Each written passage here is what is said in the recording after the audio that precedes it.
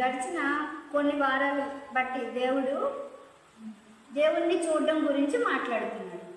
ఒక 2 వారాల కిందట అన్న కూడా చెప్పారన్నమాట. దేవుణ్ణి చూడడం అంటే బైబిల్లో ఏం రాసిందంటే కొత్త నిబంధనలో ఎవడును ఎప్పుడునూ దేవుణ్ణి చూడలేదు అని రాస్తుంది. సరేనా? అయితే మత్తయి సువార్త 5వ అధ్యాయంలో ఇప్పుడు మనం తీసాం చూడండి. మత్తయి సువార్త 5వ అధ్యాయము 8వ వచనంలో ఏముందంటే, హృదయ శుద్ధి కలవారు ధన్యులు, వారు దేవుణ్ణి చూచరు. ఎవరు ఎప్పుడూ దేవుణ్ణి చూడలేదు, ప్రత్యక్షంగా చూడలేకపోయారు. అది తిమోతి రాసిన పత్రికలో అనుకుంటా ఉంటుంది. ఒకసారి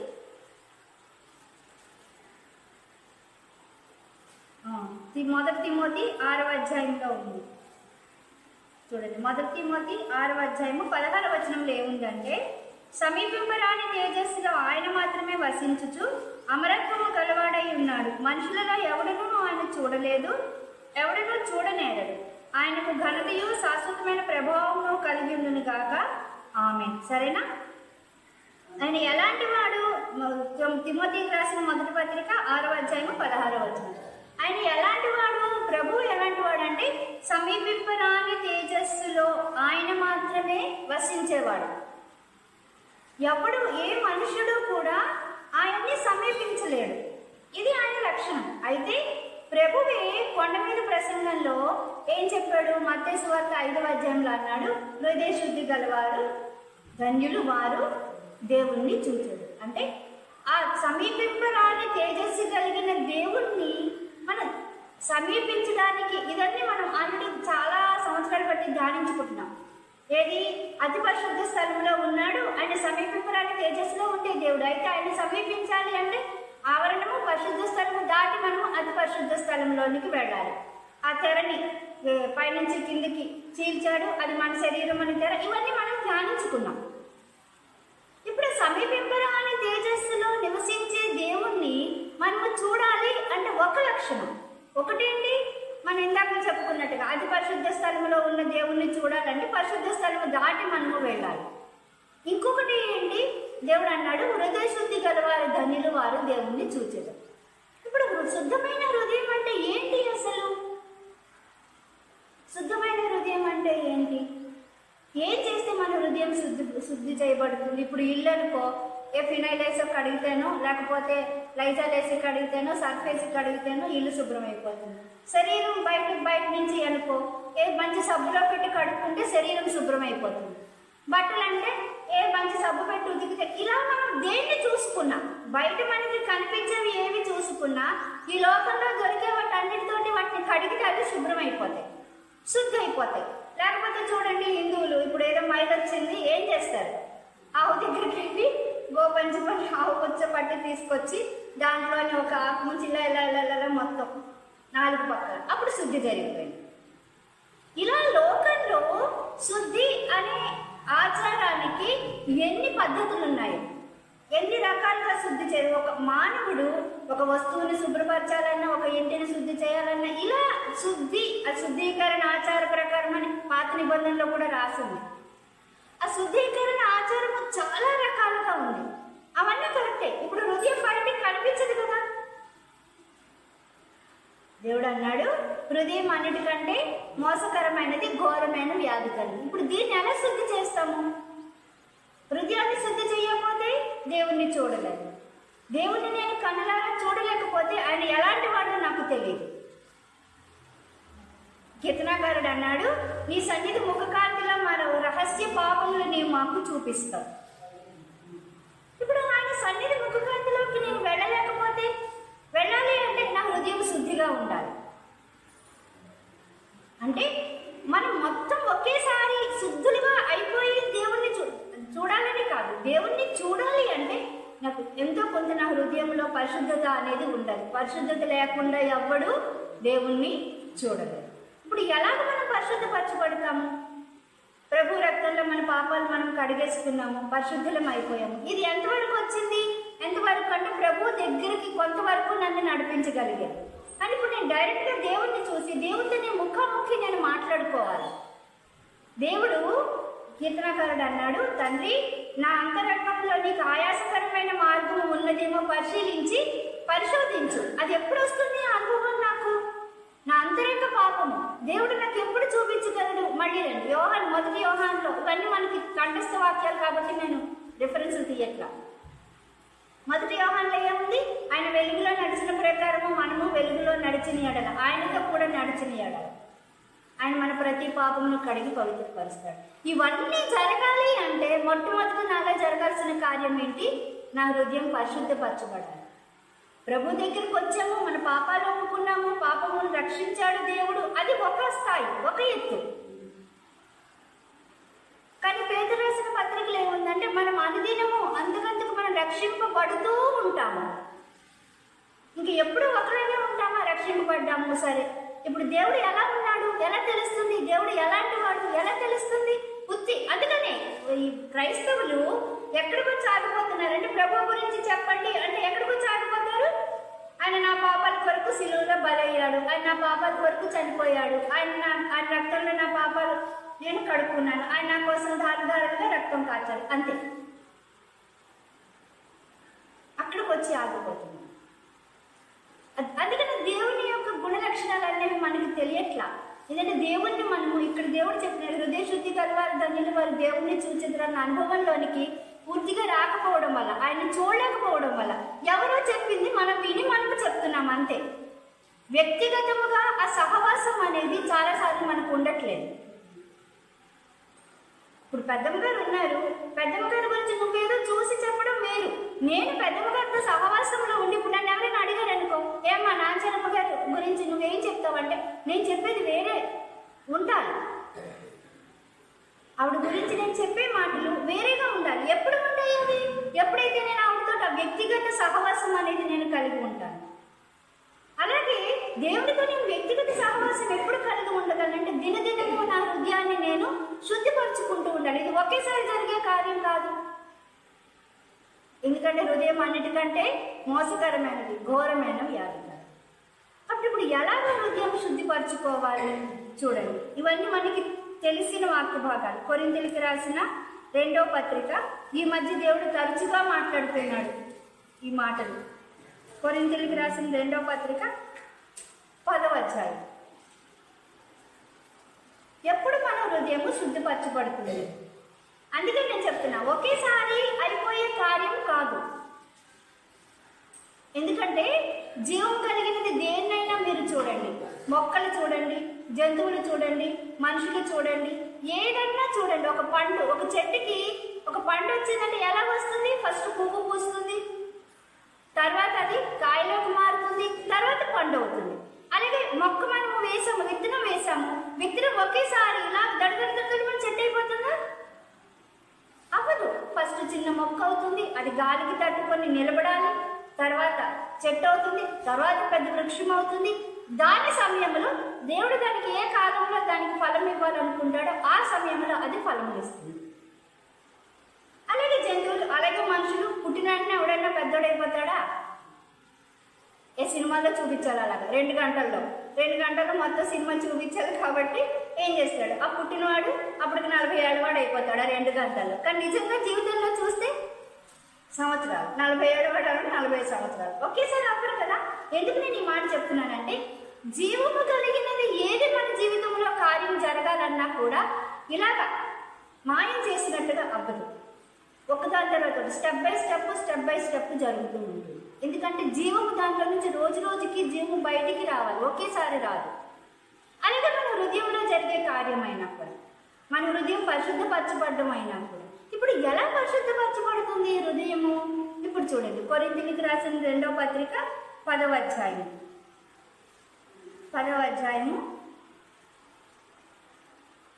5వ వచనం. మేము వితర్కములను దేవుని గూర్చిన జ్ఞానమును అడ్డగించు ప్రతి ఆటంకమును పడద్రోసి ప్రతి ఆలోచనను క్రీస్తుకు లోబడినట్లు చేరపట్టి.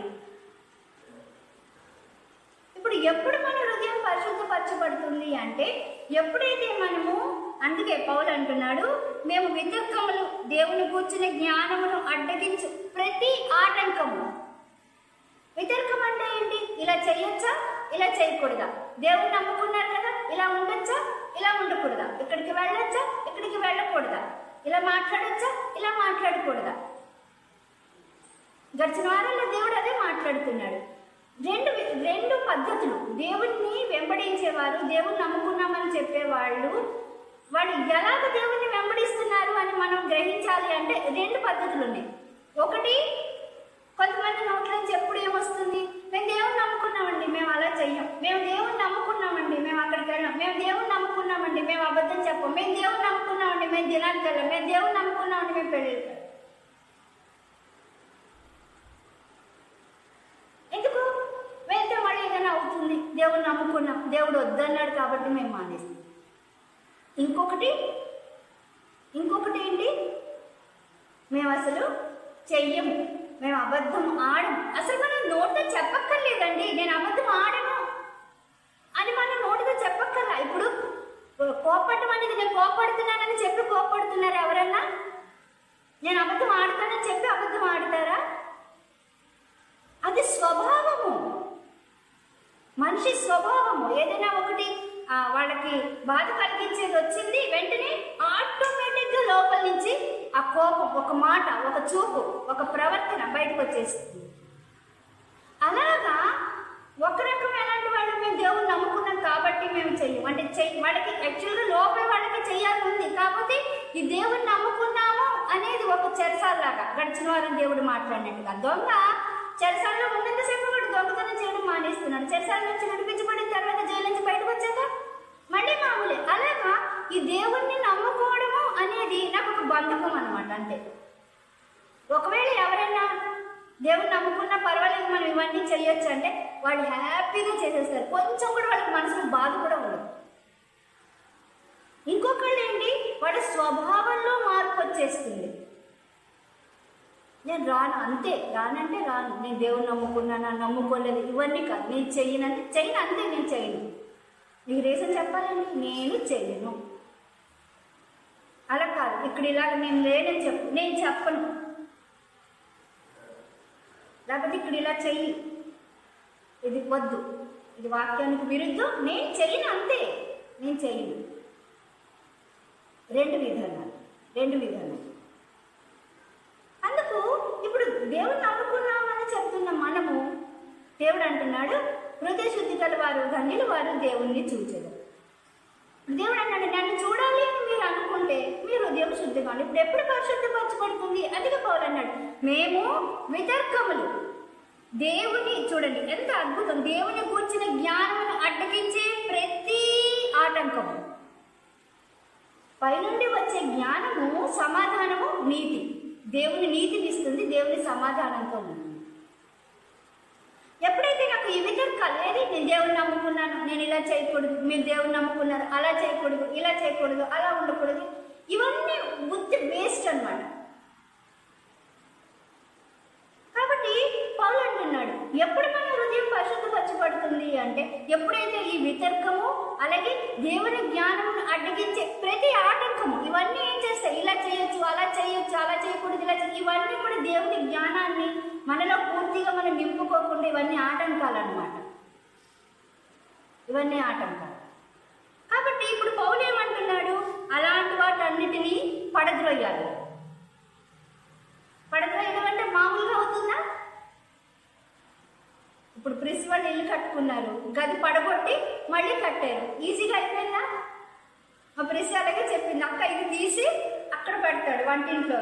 మేము తర్వాత చూస్తే ఆశ్చర్యపోయాం, వాడు మొత్తం పడగొట్టేశాడు. అంటే ఇలా అది ఏమంటారు దాన్ని, డ్రిల్ బిట్ పెట్టి మొత్తం. కాబట్టి పడగొట్టడం అనేది అంత సులువుగా అయ్యే పని లేదు. మనం గడుగుడ్డు మనం కట్టుకుని ఇటుకలతో కట్టుకుని ఇల్లు పడగొట్టడానికి మనకి 4 రోజులు పడుతున్నది.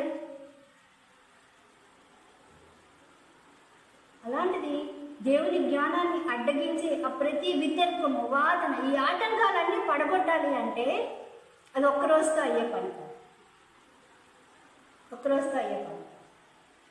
అని చెప్తూ పౌలు ఏమన్నాడు, వాటిని పడద్రోసి ఇప్పుడు ఏం చేస్తే మనము ఆ పోరాటం మనం పోరాడగలం.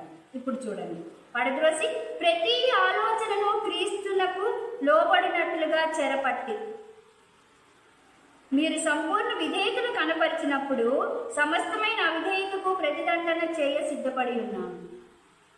కాబట్టి ఎప్పుడు మనము వాటిని ఆ ఆలోచనలు అంటే ఆటంకములన్నింటినీ ఎప్పుడు పడద్రోయగలం అంటే మన ప్రతి ఆలోచనను మనము క్రీస్తునకు చెరపట్టనివ్వాలి. ఇది ఎలాంటిదంటే ఒక పోరాటం అనుకోండి, ఒక యుద్ధం అనుకోండి.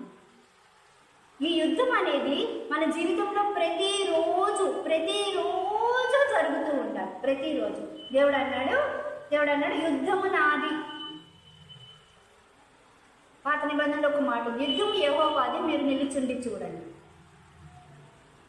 కాబట్టి ఇప్పుడు పాత నిబంధనలో మనం చూస్తే యుద్ధంలో దేవుడు కొన్నిసార్లు ఏం చేశాడంటే యుద్ధ భూమిలోకి వాళ్ళు వచ్చి నిలబడ్డారు. యుద్ధ భూమిలోకి వచ్చారు. వచ్చిన తర్వాత యుద్ధం చేశాడు. ఎవరు చేశారు? ప్రభువే చేశాడు. కొన్నిసార్లు వాళ్ళు అసలు యుద్ధ భూమిలోకి రానేలేదు, వాళ్ళు ఉన్న చోటే ఉన్నారు. వాళ్ళు పొద్దున్న లేచి చూసేసరికి వాళ్ళ శత్రువులందరూ కూడాను చల్లచెదురుగా పడున్నారు. కొన్ని చోట్ల వాడు శత్రువుని ఎదుర్కొనే వరకు వెళ్ళారు. దావీదు ఉన్నాడు చూడండి, గొల్యాతు దగ్గరికి వెళ్ళకుండా అయిపోయిందా? వెళ్ళాడు. వడిసెలు చేతితో పట్టుకుని వెళ్ళాడు గొల్యాతు దగ్గరికి. దావీదు చేతిలో దేవుడు ఆ వడిసెలు పెట్టి దాని ద్వారా గొల్యాతుని గెలిచేటట్టు చేశాడు. ఎందుకు? యాక్చువల్గా అయితే వడిసెలతోటి ఎవరు కూడా గొల్యాతు లాంటి వాడిని గెలవలేరు. కానీ ఇప్పుడు అక్కడ దావీదు సాక్ష్యం ఏమి ఇస్తున్నాడు? దేవుడే చేశాడు ఈ కార్యం. అలా యుద్ధము చాలా రకాలు. ఇది పాత నిబంధనలో. ఇప్పుడు కొత్త నిబంధనలోకి వచ్చేసరికి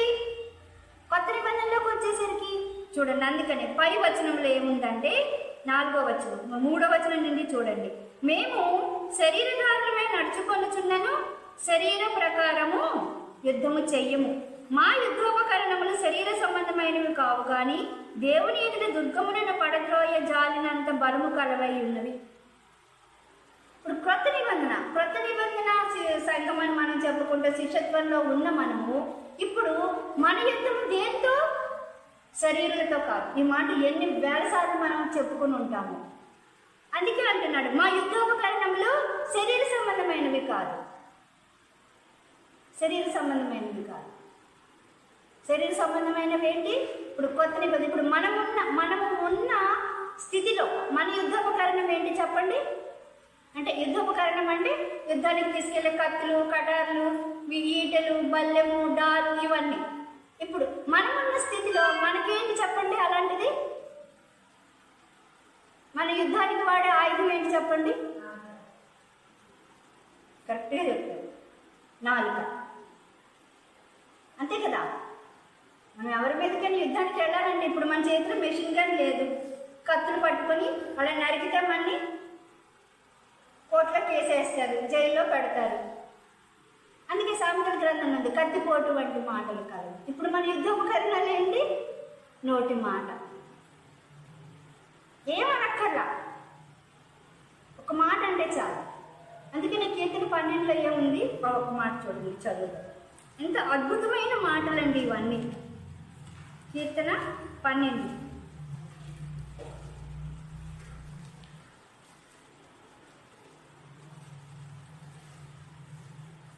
పేజ్ నెంబరు 457, 12వ కీర్తన 4వ వచనం. మా నాలుకల చేత మేము సాధించదము, మా పెదవులు మావి, మాకు ప్రభువు ఎవడని వారు అనుకొందురు. కీర్తన 12:4. అందుకు ఇప్పుడు మన యుద్ధోపకరణములు ఏంటి? మన నాలుక, మన మాట. అందుకే పౌలు అంటున్నాడు మేము శరీరధారులమే నడుచుకొనుచున్నను శరీర ప్రకారము యుద్ధం చేయండి. అంటే మాకు అసలు ఎవరితో అసలు యుద్ధమే ఉండదు.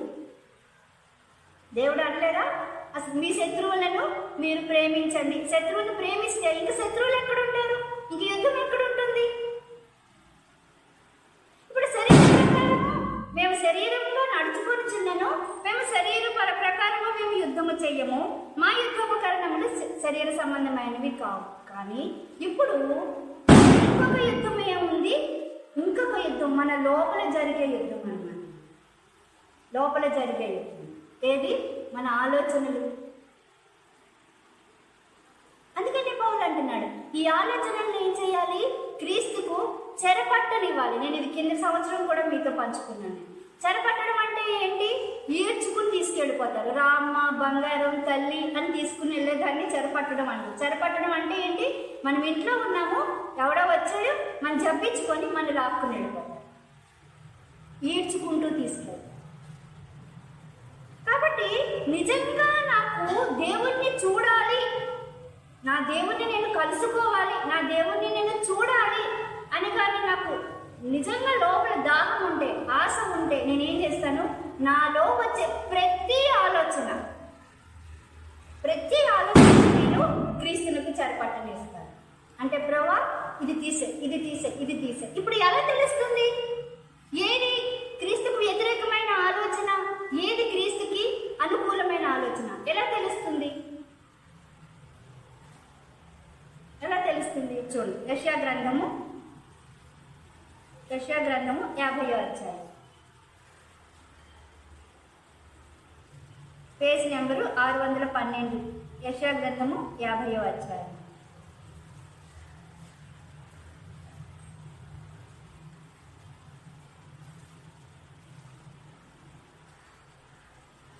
యెషయా గ్రంథము 50వ అధ్యాయము 5వ వచనం చూడండి. ప్రభువగు యెహోవా నా చెవికి వినుబుద్ధి పుట్టింపగా నేను ఆయన మీద తిరుగుబాటు చెయ్యలేదు, వినకుండా నేను తొలగిపోలేదు. ఎప్పుడు నాకు తెలుస్తుంది నాలో వచ్చే ఆలోచనలు ఇవి క్రీస్తుకు వ్యతిరేకమైనవా, క్రీస్తుకు అనుకూలమైనవా, వాక్యానుసారమైనవి కావా? ఈ ఆలోచన నన్ను ప్రభు దగ్గరికి నడిపిస్తుందా, లేకపోతే ప్రభువుకి నన్ను దూరం చేస్తుందా? ఎప్పుడు తెలుస్తుంది అంటే ఎప్పుడైతే నేను ప్రభువు మాట వింటూ ఉంటాను. అందుకని యెషయా అంటున్నాడు, ఆయన నాకు వినుబుద్ధి పుట్టించాడు, ఆయన మాట్లాడుతూ ఉంటే నాకు నేను ఆయన యొద్ద నుండి తొలగించుకోలేదు. చాలాసార్లు చూడండి, మన పక్కన కూర్చుని మన పిల్లలు అవని ఎవరు అవని కొన్ని మాటలు వాళ్ళు చెప్తూ ఉంటారు, వాళ్ళ మటుకు వాళ్ళు చెప్తూనే ఉంటారు, కానీ మనం మటుకు వినం. అంతా వాళ్ళు చెప్పేసిన తర్వాత ఒక అరగంట అవని, పావు గంట అవని, 10 నిమిషాలు అవని, ఎంతో చెప్పేసిన తర్వాత అలా అంటారు, అమ్మా అర్థమైందా? ఏం చెప్తాం అంటామా లేదా? మనం అప్పటి వరకు వాళ్ళు చెప్పిందంతా గాలికి కొట్టుకొని పోయింది. చాలాసార్లు మన ఆత్మీయ జీవితాల్లోని మనము దేవునిని దగ్గరగా దర్శించలేకపోవడానికి కారణం ఏంటంటే మనము ఆయన మాటకి చెవినివ్వం, వింటున్నట్టే ఉంటాం కానీ వినం. అలాంటప్పుడు ఏమవుతుంది? నాలో వచ్చే ఆలోచనలు ఇవి నిజంగా దేవునికి నన్ను దగ్గర చేస్తున్నాయా, దూరం చేస్తున్నాయా అనేది మనము గ్రహించలేని స్థితిలోకి వచ్చేస్తాం. మెల్లిమెల్లిగా ఈ ఆలోచనలు ఏమవుతాయి? క్రియారూపకంలోకి వస్తాయి. క్రియారూపకంలోకి ఎలాగొస్తాయి? నోటి మాట ద్వారా, మన చూపుల ద్వారా, మన ప్రవర్తన ద్వారా ఇవి బయటకు వస్తాయి. వచ్చిన తర్వాత అప్పుడు అయ్యో నేను ఇలా అనకుండా ఉంటే బాగుండేది, ఇలా మాట్లాడకుండా ఉంటుంటే బాగుండేది, ఇలా చేయకుండా ఉంటే బాగుండేది. ఇవన్నీ ఎందుకు? నేను జాగ్రత్తగా లేకపోవడం వల్ల, నిర్లక్ష్యంగా ఉండడం వల్ల, చేయాల్సిన సమయంలో యుద్ధం నేను చెయ్యకపోవడం వల్ల, ఎక్కడో చెయ్యక్కర్లేదు. అందుకని ఎఫెసీ రాసిన పత్రిక మన కంఠస్థం, మన పోరాడనది శరీరంతో కాదు, ఫస్ట్ ముందు నాతో నేను పోరాడాలి. నాలో ఉన్న నాకు వచ్చే ఆలోచనలతో నేను ఎప్పుడైతే పోరాడుతానో అప్పుడు నా హృదయం మెల్లిమెల్లిగా శుద్ధిపరచబడుతూ ఉంటుంది. అక్కడ దేవుని ఆత్మచేత నింపబడుతూ ఉంటాను. అప్పుడు దేవుని ఆత్మచేత నేను నడిపించబడుతూ ఉంటాను. అప్పుడు దేవుడు విజయోత్సవంతో మనల్ని ఊరేగిస్తానన్న మాట మన జీవితంలో నెరవేర్చబడుతుంది. ఆ శుద్ధమైన హృదయం నేను ఎంత శుద్ధంగా చేసుకుంటూ ఉంటానో, హృదయం ఎంత శుద్ధపరచబడుతూ ఉంటుందో, కడగబడుతూ ఉంటుందో, అంతగా నేను కొంచెం దేవుని నేను చూడగలను. ఇప్పుడు మంచు పట్టేసింది అనుకోండి, మంచు మెల్లిగా విడిపోతూ ఉంటే ఎలా ఉంటుంది? ఎంత మంచు విడుతుందో మనకి ఎదురుగా ఉన్నది అంత కనిపిస్తూ ఉంటుంది. ఇవాళ రేపు దేవుని విషయంలో మన జీవితాలు అలాగే ఉంటుంది. మనము దేవుణ్ణి పూర్తిగా చూడగలిగినంతగా, చూడవలసినంతగా చూడకపోవడం వల్ల దేవుని గురించి మనం తెలుసుకోవాల్సినంతగా కూడా మనం తెలుసుకోలేకపోతున్నాం. ఎందుకు? ఒక తెర దేవునికి మనకి ఒక మంచులా. ఏది? నా పాపపు హృదయం, నా హృదయంలో వచ్చే తలంపులు. నా హృదయం సగం కడగబడితే నేను దేవుని ముఖాన్ని సగమే నేను చూడగలను. దేవుడి దగ్గర నుంచి వచ్చేది నేను సగమే పొందగలను, పూర్తిగా పొందలేను. అందుకని 30 దంతులు, 60 దంతులు, 100 దంతులు. కాబట్టి నేను 100 దంతులుగా ప్రభువా నిన్ను తెలుసుకోవాలి, నేను నిన్ను తెలుసుకోవాలి, నాకు నువ్వు కావాలి. నువ్వు చెప్పావు, నువ్వు మాట ఇచ్చావు, హృదయ శుద్ధి గలవారు ధన్యులు వారి దేవుణ్ణి చూచెదరు అన్నావు. కాబట్టి నేను నిన్ను చూడాలి ప్రభువా, ఎలాగైనా నేను నిన్ను చూడాలి. కాబట్టి ఇప్పుడు నువ్వు నాలో కార్యం చేయి. ఇదిగో నేను నీ పాదాల దగ్గర కూర్చుంటున్నా, మరియమ్మ నీ పాదాల దగ్గర కూర్చుని విన్నట్టుగా నేను వింటాను. నువ్వు నాతో మాట్లాడు, నాకు వినుబుద్ధి పుట్టించు. నువ్వు మాట్లాడినప్పుడు నా చెవి నీ దగ్గర నుండి తొలగించుకోకుండా నువ్వు నాకు సాయం చేయి. ఎలాగైనా మాట్లాడతాడు ఆయన, వాక్యంతో మాట్లాడతాడు, పరిస్థితుల ద్వారా మాట్లాడతాడు, పాటల ద్వారా మాట్లాడతాడు, వర్తమానాల ద్వారా మాట్లాడతాడు. మన ఈ మధ్యలో ఇలాగే ఒకళ్ళ ఇంటికి వెళ్తే ఒక సిస్టర్ చెప్తుంది, ఎవరో ఆ సిస్టర్తో మాట్లాడట్లేదు ఏదో అన్నారు అని బాధ అనిపించి ఏడుస్తూ కూర్చుంది అనమాట. వీళ్ళు నన్ను అంటారా అంటే, నేను వీళ్ళకి ఇంత చేశాను కదా, అయినా వీళ్ళు నన్ను ఇలాగ అన్నారు. నేను వాళ్ళని ఎంతో ప్రేమించాను, అయినా వీళ్ళు నన్ను అన్నారు ఈ మాట. నన్ను అర్థం చేసుకోలేదు, వీళ్ళు నాకు దూరంగా ఉంటున్నారు, నాతో మాట్లాడట్లేదని బాధపడితే చూడండి దేవుడు ఎలా మాట్లాడతాడు. దేవుడు అన్నట్ట, ఆ అమ్మాయి నీతో మాట్లాడట్లేదు, లేకపోతే నీ చుట్టాలు నిన్ను అన్నారు, వాళ్ళు నీకు దూరం అయిపోయారని నువ్వు బాధపడుతుంటే, నువ్వు ఆ విషయం ఆలోచించుకుంటూ ఏడుస్తూ కూర్చుని నా దగ్గరికి రాకుండా నువ్వు ఒంటరిగా ఏడుస్తూ కూర్చుంటే నువ్వు నాకు దూరం అయిపోయావని నేను బాధపడనా? అర్థమైందా మీకు? నువ్వు దానికోసం ఏడుస్తున్నావు, మరి నేను నీకోసం ఏడవట్లేదా? ఎలాగన్నా దేవుడు మాట్లాడతాడు. ఇంకో సిస్టర్ అలాగే చెప్తుంది, ఏంటి వాళ్ళ ఇంట్లో పిల్లలు డ్రింక్ తెచ్చుకొని తాగుతూ ఉంటే, బాబు డ్రింక్ మంచిది కాదురా నాయన, నీకు దండం పెడతా ఆ డ్రింక్ మాని అని చెప్పాలని అనిపించిందిట. అప్పుడు ప్రభు అన్నాడుట, తల్లి ఈ పాపం ఏదైతే పాపంలో మీరు జీవిస్తున్నారో, పాపం చేస్తున్నారో, ఈ పాపం వల్ల మీకు మరణం వస్తుంది, నీకు చేతులైతే దండం పెడతా ఆ పాపం చేయడం మాని అన్నాడు అంటే దేవుడు. చూసారా, నేను దేవునికి ఎంత చెవినిస్తున్నాను అన్న దాని మీద దేవుడు నాతో మాట్లాడేది ఆధారపడింది. వెంటనే దేవుడు నాతో మాట్లాడాడు కాబట్టి నేను వెంటనే సరి చేసేసుకుంటాను. నిజమే కదా ప్రభువా, నేనెందుకు ఏడవాలి? నువ్వు నాకు ఉండగా నేనెందుకు ఏడవాలి? అవును కదా, నేను నిన్ను ఎంత ఇబ్బంది పెడుతున్నాను నా పాపం ద్వారా, నేను నిన్ను ఎంత బాధ పెడుతున్నాను ప్రభువా, ఎంత దుఃఖ పెడుతున్నాను, నేను తెలుసుకోలేక నన్ను క్షమించు, ఇందులో నుండి విడిపించు. ఒక్క మాట మనము దేవుని దగ్గర యథార్థంగా అడిగితే, దేవుడు ఈ మధ్యలో మాట్లాడుతున్నాడు చూడండి. ఆ పైన ఉన్న జంతువుని దేవుడు ఏం చేస్తాడు, తీసి నేలకేసి కొడితే మళ్ళీ మనం దాని మీద రెక్కల గుర్రం మీద ఎక్కడికో వెళ్ళిపోతాం. మళ్ళీ ఇంకోసారి మనకు ఆ సందర్భం వచ్చినా కూడా అసలు వెనక్కి తిరిగి చూసుకుంటే, నేనేనా ఇలా ఏడ్చాను, నేనేనా ఇలా అన్నాను, నేనేనా ప్రభువుని ఇంత బాధ పెట్టిందని అనిపిస్తుంది. అందుకు దేవుడు మనతో మాట్లాడుతున్నప్పుడు మనము గడిచెవిని పెట్టకూడదు. గడిచెవిని పెడితే మన హృదయంలో శుద్ధి అనేది జరగదు. ఆలోచనలు అలా వస్తూనే ఉంటాయి, దాని మీద కూరలు ఉడుకుతూనే ఉంటాయి. ఉడికి ఏదో ఒక రోజు బళ్ళను బయటకు వస్తుంది, పాపంలో పడుతుంది, దేవుణ్ణి చూడడం కాదు. కాబట్టి నాకు దేవుణ్ణి చూడాలి అని ఉంటే శుద్ధమైన హృదయం కలిగి ఉండాలి. శుద్ధమైన హృదయం కలిగి ఉండాలంటే నా ఆలోచనలు పరిశుద్ధమైనవిగా ఉండాలి. పరిశుద్ధమైన ఆలోచనలు నేను కలిగి ఉండాలంటే ఎల్లప్పుడూ ఆయన స్వరాన్ని విని లోబడేదానిగా నేను ఉండాలి. అందుకని యోహాను రాస్తే ఏమంటాడు, దేవుని ఆత్మ ఏదో, భ్రమపరిచే ఆత్మ ఏదో, తెలుసుకునే ఆత్మ, వివేచన జ్ఞానం మనకు ఉంది. నాతో మాట్లాడుతున్నది దేవుడేనా, నాకు వచ్చిన ఆలోచన దేవుడు ఇచ్చిందేనా? ఇలా మనం కొంచెం కొంచెం, నేను చెప్తున్నాను కదా, ఒకేసారి అయిపోయేది కాదు ఇది. కొంచెం కొంచెం కొంచెం కొంచెం అసలు ఎదగాలి కదా మనం. కాబట్టి మళ్ళీ చెప్తున్నా, దేవుణ్ణి చూడాలి అని ఉంటే మటుకు ఈ ప్రాసెస్ అనేది ముఖ్యం. ఈ క్రియలాగా వెళితే మనం దేవుణ్ణి చూడగలం. ఎలా చూస్తామో అది నేను ఇంకా చెప్పలేను. ఆయన ఎలా ఉంటాడు అక్కడ ఇవన్నీ నాకు తెలియదు, కానీ దేవుణ్ణి చూడటానికి దేవుడు నాకు ఒక మార్గం చూపించాడు.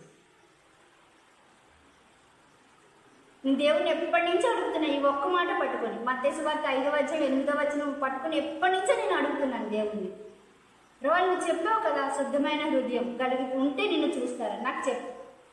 కొంచెం కొంచెం కొంచెం కొంచెం దేవుడు నేర్పిస్తూ వచ్చి ఇవాటికి దేవుడు ఒక బొమ్మ గీశాడు అన్నమాట. ఇలా ఇలా ఇలా ఇలా కాబట్టి మనము ఆ ప్రకారం వెళ్తే 100% మనము దేవుణ్ణి కలుసుకుంటాము.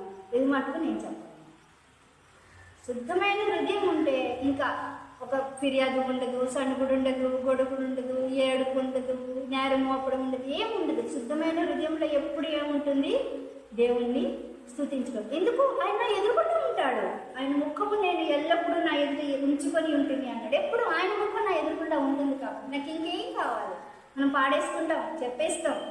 73:25 భూమి మీద నువ్వు నాకు ఉంటే నాకు ఇంకేమీ అక్కర్లేదు ప్రభు, ఎంత సాగదీసి చెప్తాను. కాబట్టి అది వాక్యం నా శరీరంగా మారాలంటే ఇదంతా జరగాలి. అప్పుడు నా ఎదురుకుండా ఆయన ముఖం ఉంటాయి. ఇంకా నాకు ఏముంటాయి? ఎల్లప్పుడూ ఆనందం, ఎల్లప్పుడూ స్తుతించే అనుభవం, కృతజ్ఞతాస్తుతులు చెల్లించే అనుభవం. ఆ జీవితమే వేరు, ఆ జీవితమే వేరు. అది కావాలి అనుకుంటే మటుకు మన ఆలోచన విషయంలో మనము సరి చేసుకునే అనుభవంలో ఉంది. అర్థమైందా?